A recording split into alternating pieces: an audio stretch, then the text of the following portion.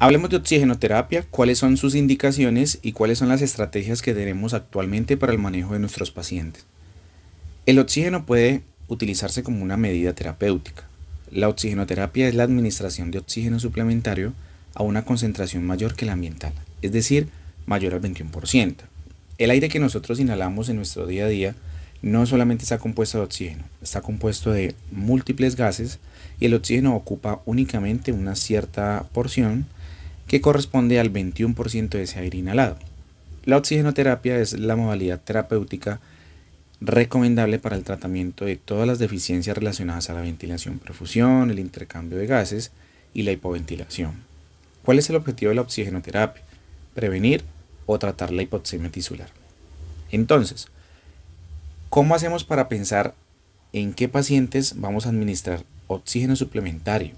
Vamos a basarnos en unas indicaciones básicas y unas indicaciones clínicas. Las indicaciones básicas son las medidas más comunes que nosotros tenemos en nuestros ámbitos hospitalarios y es inicialmente la saturación de oxígeno es la primera medida que nosotros observamos cuando el paciente llega. En adultos se considera que un valor por debajo del 90% de saturación de oxígeno es un indicativo para administrar oxígeno suplementario. La otra medida es que caiga un 3% del valor basal de esa saturación de oxígeno en un corto periodo de tiempo. Si tenemos acceso a una gasometría arterial, podemos fijarnos en la presión arterial de oxígeno. Si está por debajo del 60%, es otro criterio básico para nosotros arrancar oxigenoterapia. Algunos autores clasifican la saturación de oxígeno en el infante, en el niño, para el manejo de oxigenoterapia si está la saturación por debajo del 94%. Ahora, ¿en qué otras ocasiones vamos a utilizar oxígeno complementario en enfermedades críticas? Ejemplo de algunas: trauma craneoencefálico severo, inestabilidad hemodinámica, parada cardiorrespiratoria, shock, sepsis, descompensaciones cardíacas como la insuficiencia cardíaca congestiva, el estatus convulsivo. Pero esos son ejemplos de algunas enfermedades críticas, existen muchas más. ¿En qué nos vamos a fijar? En que el paciente presente una enfermedad que esté asociado a la disfunción de la ventilación-perfusión, es decir, asociado a componente respiratorio. ¿Por qué aclaro esto? Porque hay pacientes que ingresan al servicio de urgencias con enfermedades críticas, como por ejemplo el infarto agudo del miocardio. Pero fíjense que el infarto agudo del miocardio es una enfermedad o una condición relacionada a un evento isquémico, no está relacionado a un componente respiratorio netamente sobre la porción alveolar. Entonces hay que tener muy en cuenta que el oxígeno suplementario a unas dosis adecuadas o no muy altas tiene unos efectos muy positivos a nivel vascular, pero cuando sobrepasamos el umbral de oxígeno en nuestra sangre, cuando suplementamos mucho oxígeno que no es necesario, se empieza a comportar como un gas tóxico y genera por el contrario vasoconstricción. Entonces en estos pacientes con este tipo de enfermedades críticas lo que vamos a hacer es empeorar el cuadro clínico. Hay que tener muy en cuenta esto y siempre fijarnos que la administración básica de oxígeno es: 1. En pacientes que tengan alteración de la mecánica ventilatoria. Por ejemplo, hablamos de traumatismo craneoencefálico severo, hablamos también de estatus convulsivo. Son condiciones que pueden alterar el sensorio, que pueden alterar la conciencia. Un paciente con alteración de la conciencia, pues claramente no va a tener una mecánica ventilatoria eficiente. Estos pacientes van a requerir manejo suplementario para poder prevenir casos de hipoxemia. Ahora, otro caso muy frecuente es el neumotórax o todas las enfermedades relacionadas con el síndrome de dificultad respiratoria aguda. Por ejemplo, el neumotórax es una condición traumática que durante los primeros segundos o primeros minutos no vamos a tener alteración de la saturación de oxígeno. Entonces posiblemente no va a requerir de inicio la suplementación de oxígeno, pero son enfermedades o condiciones, que tienen que vigilarse muy estrictamente porque el progreso de estas condiciones como el neumotórax, por ejemplo, o el hemotórax, son condiciones que pueden progresar disminuyendo o generando disfunción de la ventilación-perfusión si no se atienden a tiempo. Entonces son condiciones que realmente pueden llegar a requerir casi que inminentemente el oxígeno suplementario. Indicaciones clínicas. podemos tener unas indicaciones según el sistema que esté afectado. Entonces, a nivel cardiovascular, la presencia de cor pulmonar puede ser una condición que requiere la administración de oxígeno. Ahora, hago un paréntesis. No quiere decir que cada una de esas enfermedades, el solo hecho de presentarlas o que se presente una agudización de una de estas enfermedades requiera inmediatamente oxígeno. No, hay que hacer una correlación de las indicaciones básicas y de las condiciones clínicas. Entonces, si nosotros tenemos dos condiciones, tenemos un factor o tenemos un ítem de las condiciones básicas y una de las condiciones clínicas, claramente vamos a necesitar la administración de oxígeno suplementario. Entonces, por ejemplo, a nivel cardiovascular, la inestabilidad hemodinámica pues es una de las condiciones que van a requerir oxigenoterapia, porque necesitamos que el poco volumen que el paciente tiene pueda ser saturado con oxígeno a nivel de hemoglobina para que se puedan perfundir las estructuras lo mejor posible mientras se corrige esa inestabilidad hemodinámica. Ahora, patologías que afecten las vías aéreas, existen muchas. Estos son simplemente unos ejemplos que tenemos aquí, pero cualquier enfermedad que afecte las vías respiratorias claramente va a generar una disfunción en la ventilación-perfusión y según los criterios básicos, pues vamos a determinar si usamos o no usamos oxígeno. Ahora, ¿qué condiciones tienen un factor de riesgo mucho mayor para que utilicemos estas medidas? Asma, la atelectasia, el edema pulmonar cardiogénico, el tromboembolismo pulmonar y todo lo relacionado con el SRA. Son condiciones que pueden o que tienen un factor de riesgo de generar hipoxemia si no se manejan adecuadamente. Por otro lado, tenemos las alteraciones relacionadas al sistema nervioso. Decíamos inicialmente que una alteración del sensorio, es decir, del estado de conciencia, genera alteraciones en la mecánica ventilatoria. El paciente posiblemente pueda respirar, pero respira mal, es decir, que está perfundiendo mal sus estructuras. ¿Necesitamos colocar oxígeno? Por supuesto que sí. Entonces, asociado también a esto, existen algunas condiciones patológicas asociadas a la placa neuromuscular. Entonces, las enfermedades neurodegenerativas pueden llegar a un punto en el cual generen tanta disfunción diafragmática que el paciente no pueda respirar adecuadamente. Esos pacientes requieren la suplementación de oxígeno. Por otro lado, los toxidromos, por ejemplo, la toxicidad por fármacos y químicos, pueden también alterar el sensorio y requieren la administración de estas medidas de oxígeno. ¿Cuáles son los beneficios de una buena administración de oxígeno? Aumenta los niveles de la presión arterial, claramente de este parámetro, lo que va a generar una mejoría de la capacidad funcional residual, que es lo primero que nosotros buscamos en los pacientes. Lo segundo, va a disminuir la disnea y la cianosis porque va a mejorar la perfusión de esas estructuras. Reduce la presión de las arterias pulmonares siempre y cuando se genere o se administre a valores adecuados. Mejora y mantiene la frecuencia cardíaca y respiratoria. Entonces el oxígeno, les acabo de mencionar, reduce la presión vascular. Entonces, ¿qué va a generar? Una disminución en el esfuerzo de la bomba cardíaca y va a generar una estabilidad o una homeostasis a nivel hemodinámico y a nivel ventilatorio. Pero hay que tener muy en cuenta lo que dije inicialmente, valores por encima de lo normal o generar hiperoxemia, pues puede ser contraproducente y generar por el contrario vasoconstricción. Hablando de los sistemas de oxigenoterapia, nosotros tenemos una clasificación tanto de bajo flujo como de alto flujo. Aquí es importante detenerse un momento porque hay muchas personas que creen que la diferencia de los sistemas de bajo y de alto corresponden a la capacidad de FiO2 que pueden administrar cada sistema. Claramente los de alto flujo van a tener una capacidad de administración de FiO2 muy alta, pero ellos también tienen capacidad de generar FiO2 baja. Entonces comparten la funcionalidad de los elementos de bajo flujo, pero realmente ahí no radica la diferencia. La diferencia radica en que los sistemas de bajo flujo no garantizan una FiO2 fija.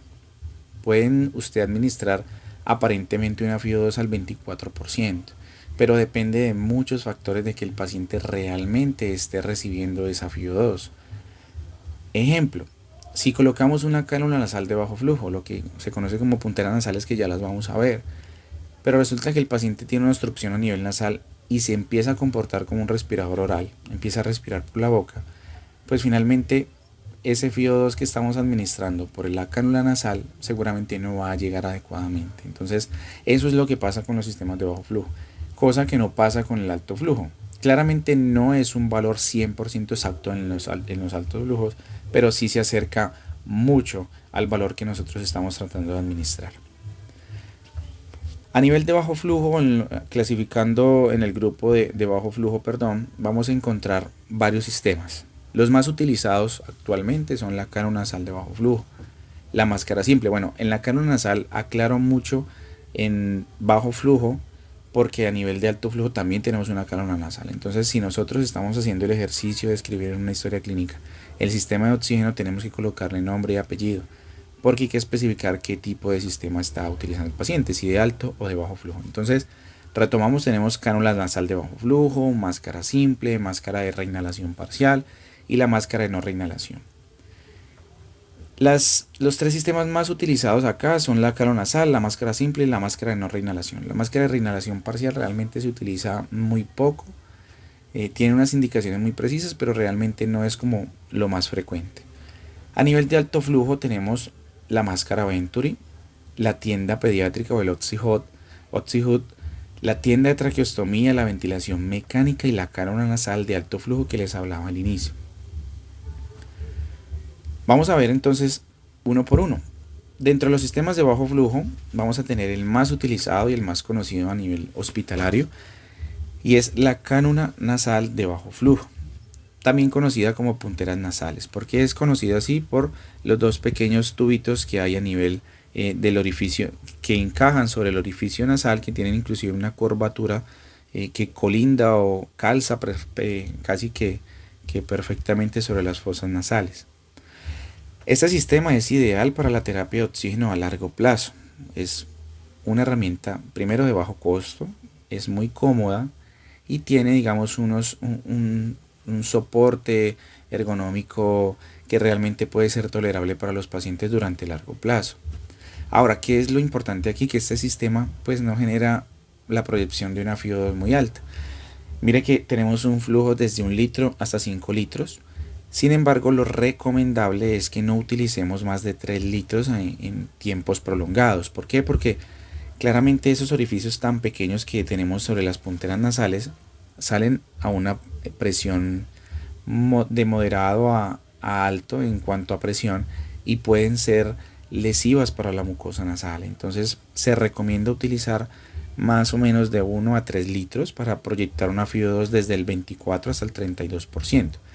Cada litro aporta de 4 en 4 por ciento hacia arriba. Por ejemplo, un litro aporta el 24% de la FIO2. Ya 2 litros se le aumenta un 4% y aporta el 28% de FIO2, y así sucesivamente. Por cada litro que nosotros sumamos, subimos un 4% de FIO2. Al lado derecho ustedes ven sobre la parte derecha superior un flujómetro. Ese es el sistema o la herramienta que tenemos pegado a los sistemas, a las tuberías de los hospitales que transportan el oxígeno, con la cual nosotros vamos a medir el litraje. Abajo del flujómetro vamos a tener un frasco de tapa verde con un niple que va adherido a ese flujómetro, pero aquí hay algo muy importante. Eso se llama un humidificador. Es una herramienta que nos permite utilizar agua, puede ser agua destilada, agua normal, solución salina, para que lubriquemos las mucosas nasales, para que no se vuelva tan lesivo el constante flujo de aire utilizado con estas punteras nasales. Pero aquí es muy importante, ¿en qué pacientes utilizamos humidificador y en qué pacientes no? Si tenemos pacientes con tos seca, sin presencia de rinorrea, se evidencian las mucosas secas, no utilicemos este sistema sin el humidificador. Utilicemos esta herramienta porque va a ayudar a lubricar. Incluso se ha evidenciado que los pacientes con tos seca con el cual se utiliza humidificador pueden mejorar un poco ese patrón de tos, precisamente por la humectación de sus mucosas. Pero por el contrario pasa que el paciente con rinorrea, con tos productiva, se le coloca por largo plazo el humidificador y lo que va a hacer es comportarse como un paciente hipersecretor, va a aumentar el volumen de secreciones, va a aumentar la rinorrea. Entonces es tener ese patrón diferenciador para determinar en qué pacientes se coloca y en qué pacientes no. La máscara simple es una herramienta de bajo flujo que también permite, digamos que, administrar un volumen de oxígeno un poco mayor que la cánula nasal. Tiene un problema y es que puede ser un poco más cómoda para el paciente en cuanto a la parte respiratoria, porque puede sencillamente esta mascarilla administrar FIO2 tanto a nivel oral como a nivel nasal. No depende como el sistema anterior de que únicamente respire por la nariz. Pero ¿qué es lo que pasa? Tiene unas contraindicaciones y es que no la vamos a utilizar en pacientes quemados, en pacientes con traumatismos faciales, en niños por ejemplo tampoco, porque finalmente los niños pues lo que van a hacer es retirarse esa máscara porque les va a fastidiar. Esta máscara tiene una ventaja y es que puede darnos el aporte de flujo igual que la cánula nasal desde 1 litro. Y mire que se comporta la FIO2 casi que igual hasta que llega a un punto en el cual aumenta un poco más el flujo. Hemos encontrado que la máscara permite administrar flujos inclusive superiores a 5 hasta una cantidad aproximada de 8 litros, administrándonos una FIO2 máxima del 60%. La máscara de no reinhalación es básicamente la misma máscara simple, pero con un pequeño reservorio al final de esta máscara. Entonces, este reservorio tiene una característica y es que permite, digamos, darnos la garantía de que el paciente siempre tenga un aporte de oxígeno, digamos que un aporte de oxígeno neto, que no tenga que extraer aire del ambiente como pasa, por ejemplo, de la cánula nasal de bajo flujo, que tiene que extraer del aire ambiente para completar el volumen inspiratorio. En esa bolsa que ustedes ven abajo empieza ella a inflarse a medida que la conectemos y se infla únicamente de oxígeno, del oxígeno que nosotros administramos a nivel suplementario. Y esto permite que el paciente esté todo el tiempo inhalando, digamos que 100% oxígeno, digamos dentro de lo que inhala, pero basado pues en el aporte de FIO2 que nosotros estemos administrando. O bueno, 100% oxígeno no, sino que siempre esté en un flujo constante de oxígeno y no sea tan fluctuante como con los anteriores sistemas. Hay que tener en cuenta que la máscara de no reinhalación está clasificada como un sistema de bajo flujo, pero puede comportarse como un sistema de alto flujo. ¿En qué momento se puede llegar a considerar como alto flujo? Si nosotros administramos oxígeno a 15 litros por minuto, porque ya hay evidencia de que se aporta aproximadamente entre un 90 a un 100% de la FIO2, que puede ser variable con ese sistema, entonces se comporta como tal como un sistema de alto flujo.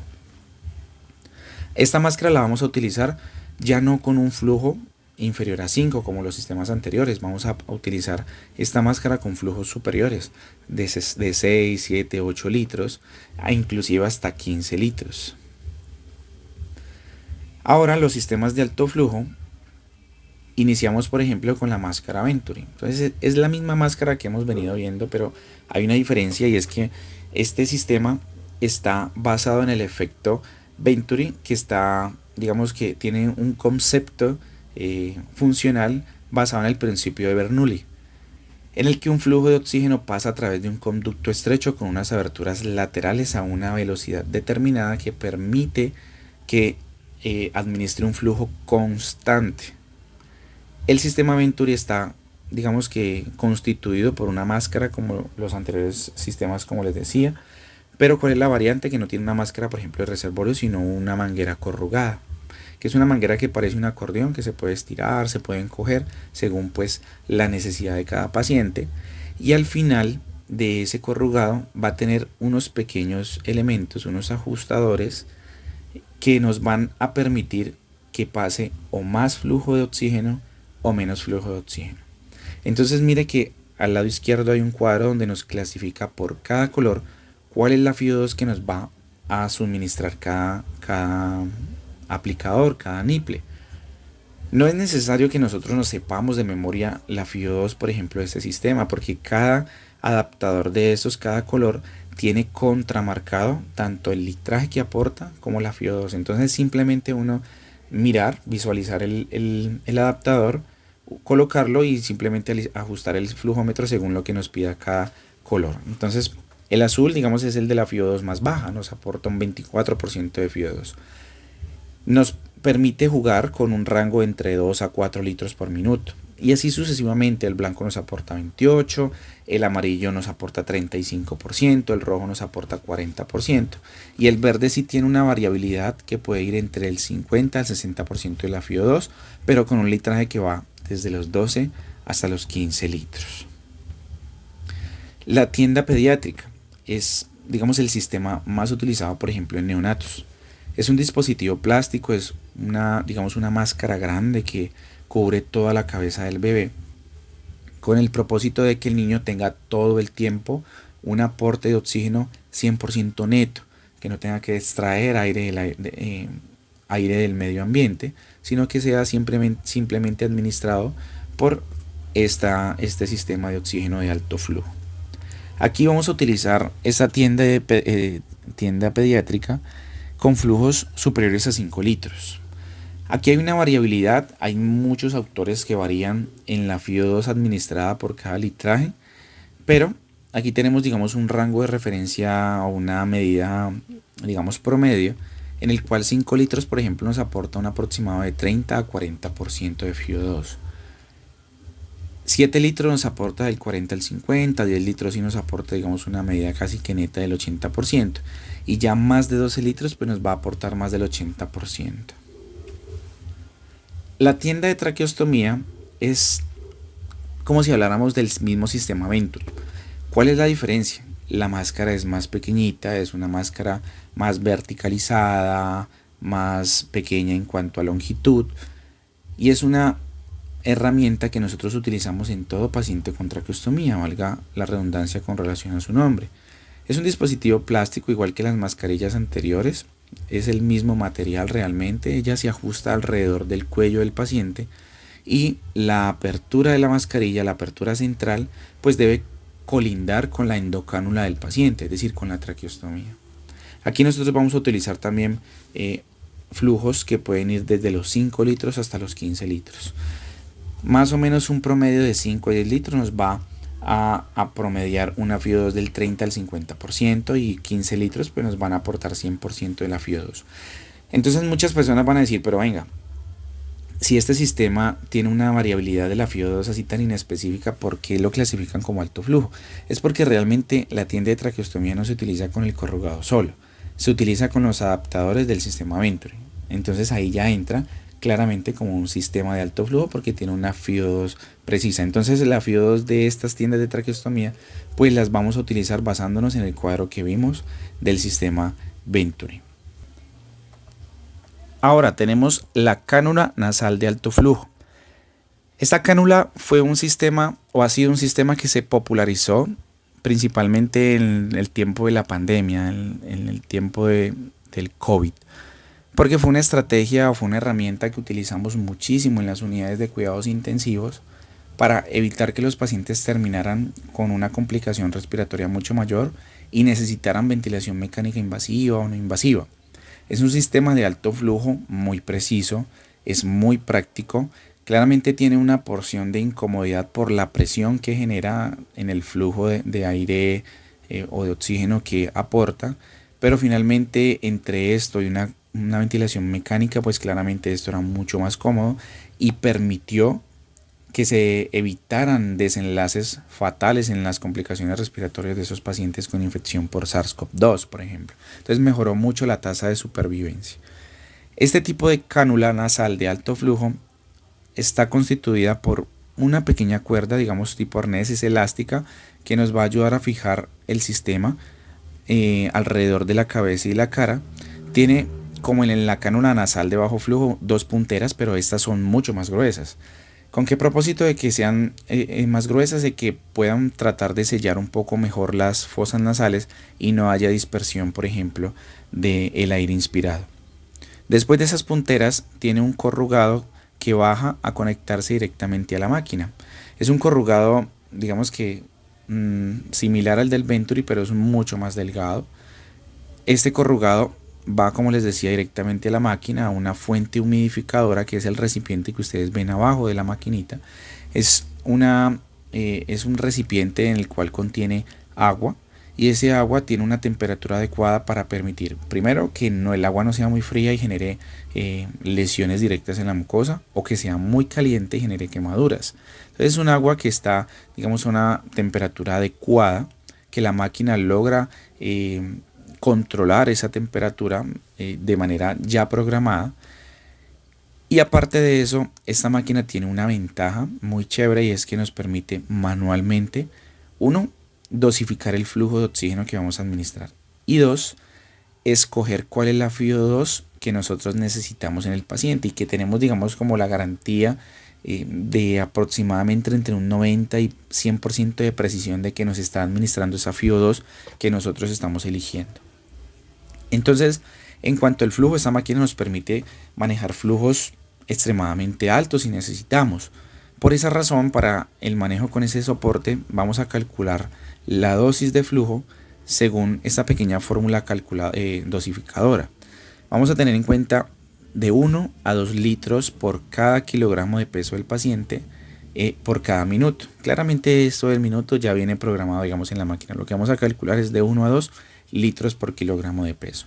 Con esto vamos a configurar en la máquina el litraje que le vamos a pedir que suministre. Lo otro muy chévere de esta máquina es que nosotros podemos también manualmente escoger cuál es la FiO2 que necesitamos que administre a nuestro paciente. Podemos escoger FiO2 desde el 24, 25, 26, 50% hasta el 100% si nosotros necesitamos. Entonces, por las características del equipo, del soporte, pues vamos a tener la garantía de que la FiO2 que estamos administrando seguramente es la que estamos configurando en nuestra máquina. Finalmente tenemos el último soporte llamado ventilación mecánica. Aquí tenemos, digamos, dos tipos, la invasiva y la no invasiva. Aquí no vamos a ahondar mucho, no vamos a profundizar mucho en ese sistema, porque claramente eso es un tema muy extenso, incluso eso es un tema que se podría hacer en un solo video. Y la ventilación mecánica invasiva es la que nosotros vemos en el paciente que está intubado, ¿sí? Que requiere manejo con tubo endotraqueal. Aquí tenemos muchos modos ventilatorios, ¿sí? Digamos que tenemos modos de volumen control, de presión control, etcétera. Y pues digamos que aquí ya con este soporte tenemos la garantía de que nosotros vamos a programar una FiO2 y que ese soporte va a ir directo hacia las vías aéreas inferiores y va a administrar claramente la FiO2 exacta que nosotros estamos necesitando.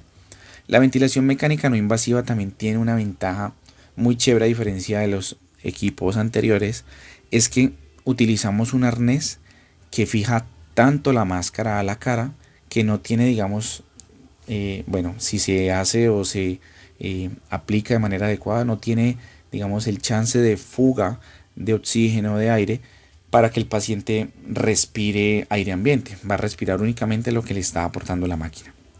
Entonces tenemos dos modos en la ventilación mecánica no invasiva. Digamos, una que nos permite manejar un volumen de presión positiva, ¿sí? Digamos, un solo volumen. O tenemos otro modo en el cual podemos controlar tanto un volumen inspiratorio como un volumen expiratorio, conocido como BiPAP. Aquí también podemos manejar la FiO2 que nosotros queramos. Este soporte de oxígeno finalmente es de las últimas medidas ventilatorias que nosotros utilizamos en el paciente. Es utilizado más que todo en el servicio de unidad de cuidados intensivos. En algunas clínicas se pueden tener en urgencias, pero como les digo, pues digamos es el mecanismo de última línea, y finalmente pues obtienen muy buenos resultados con ese tipo de estrategias. Y bueno, con estos herramientas o estrategias de oxigenoterapia finalizamos este video. Si te gustó, dale like, suscríbete y nos vemos en un próximo video.